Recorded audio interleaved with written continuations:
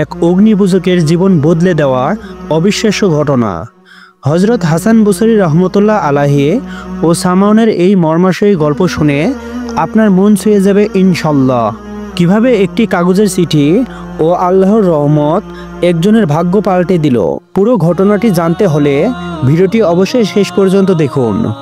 হাসান বসরি রহমতুল্লাহ আলাহির পূর্ণ নাম ছিল হাসান ইবনে আবুল হাসান ইয়াসার আল বসরি। তিনি ছিলেন পারস্যের বংশোদ্ভূত। তাকে তরিকাপন্থীগণ তৃতীয় ইমাম হিসাবে গণ্য করেন। তার কুনিয়াত আবু মোহাম্মদ ও আবু সাইদ। তিনি অলিকুল শিরোমণি এবং একজন বিশিষ্ট তাইবিক ছিলেন। হজরত হাসান বসরি রহমতুল্লাহ আলাহির সময়ে সামাউন নামক এক উপাসক তার প্রতিবেশী ছিল। সে বার্ধক্যজনিত রোগে আক্রান্ত হলে প্রতিবেশীর হক আদায় করতে তিনি তাকে দেখতে চান। হজরত হাসান বসরি রহমতুল্লাহ আলাহি তাকে দেখে বললেন, তুমি তো তোমার জীবনের 70 থেকে 80 বছর আগুন আর ধোয়ার মধ্যে কাটিয়ে দিলে। এবার অন্তত শেষ মুহূর্তে আল্লাহর উপরে ঈমান আনো, হয়তো আল্লাহ তাআলা তোমার উপরে রহমত করবেন এবং তোমার রোগ নিরাময় করবেন। হজরত হাসান বসরি রহমতুল্লাহ আলাহির এই কথা শুনে তখন সামান বলল, তোমাদের মুসলমানদের প্রতি দুটি কারণে আমার ভিতর শ্রদ্ধা রয়েছে। তার একটি কারণ হলো তোমরা সারাটা জীবন দুনিয়ার কাজে ব্যতিব্যস্ত থাকো, আর দ্বিতীয় কারণ হলো তোমরা বলো সকলেরই মৃত্যু অবধারিত, কিন্তু তোমরা এমন সব কাজ করো যা মৃত্যুভীত লোকদের কাজ নয়। তার কথা শুনে হজরত হাসান বসরি রহমতুল্লাহ আলাহি বললেন, তুমি সারা জীবন যে আগুনের পূজা করলে তা তো তোমার জন্য অনিষ্ট ডেকে আনলো। পক্ষান্তরে আমি কখনো অগ্নিপূজা করিনি, তবুও সে আগুন আমার কাছে বশ্যতা স্বীকার করে, কারণ আমি যার উপাসনা করি তিনি আমার প্রতি কৃপা করেছেন। কিন্তু তুমি সারা জীবন অগ্নিপূজা করেও বলতে পারবে না যে সে তোমার বাধ্য হয়েছে এবং তোমার কোনো ক্ষতি করবে না। তখন সামান বলল, না, আগুন আমার কোনো অনিষ্ট করতে পারবে না। তখন হজরত হাসান বসরি রহমতুল্লাহ আলাহি বললেন, তাহলে তুমি কিছু আগুন আনাও, পরীক্ষা করে দেখি। অতঃপর আগুন নিয়ে আসা হলো।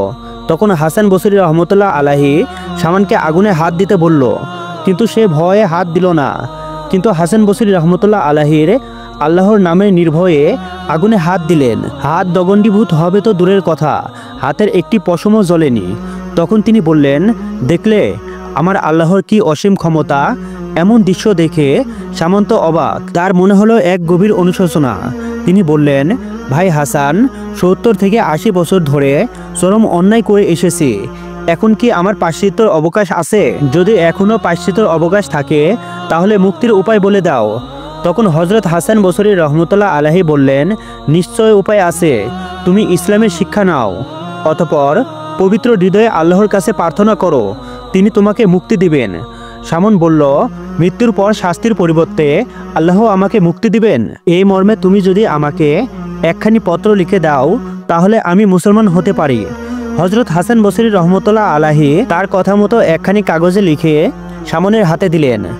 অতঃপর সামন কাগজখানিতে উপস্থিত ব্যক্তিদের সই করে নিয়ে তা আবার হজরত হাসান বসরি রহমতুল্লাহ আলাহির কাছে ফিরিয়ে দিলেন এবং বললেন, হে ভাই হাসান, মৃত্যুর পর কাফন করার সময় পত্রখানা আমার সঙ্গে দিও, আর তুমি নিজের হাতে আমাকে গোসল করিয়ে দিও। অতঃপর তিনি ইসলাম গ্রহণ করলেন। আর অনতিকাল পরে সাবন মারা গেল। তার শেষ ইচ্ছা অনুযায়ী সব কাজ শেষ হলো।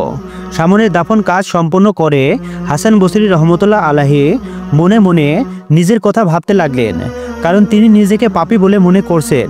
ভাবতে শুরু করলেন, আমি অন্যর মুক্তির প্রতিশ্রুতি দিয়ে আল্লাহর অধিকারে হস্তক্ষেপ করলাম, কিন্তু এখন আমার মতো পাপীর মুক্তির প্রতিশ্রুতি কে দেয়? সারাটা রাত তিনি আল্লাহর দরবারে 2 হাত উঠিয়ে দোয়া করলেন। সে এক অবিরাম অন্তহীন প্রার্থনা। শেষ রাতে তিনি স্বপ্নে দেখলেন সামনের মাথায় কাগজের মুকুট এবং সুন্দর পোশাক পরে জান্নাতের উদ্যানে ঘুরে বেড়াচ্ছেন। তিনি তাকে জিজ্ঞাসা করলেন, কি খবর ভাই সামন, তোমার কি অবস্থা? তখন সামনের প্রকল্প জবাব, যেভাবে আমাকে দেখতে পাচ্ছ আমি সেভাবেই আসছি। আল্লাহর রহমতে আমার কোনো অসুবিধা হয়নি, আল্লাহর দিদার লাভ করেছি। তোমার দেওয়া পত্রখানা খুবই কাজে দিয়েছে। ভাই হাসান, এই নাও। এই বলে পত্রখানা হাসান বসরি রহমতুল্লাহ আলাহিকে ফিরিয়ে দিলেন। হঠাৎ তার ঘুম ভেঙে গেল। তিনি অবাক হয়ে দেখলেন, সত্যি সামনকে দেওয়া পত্রখানা তার হাতের মুঠোয়।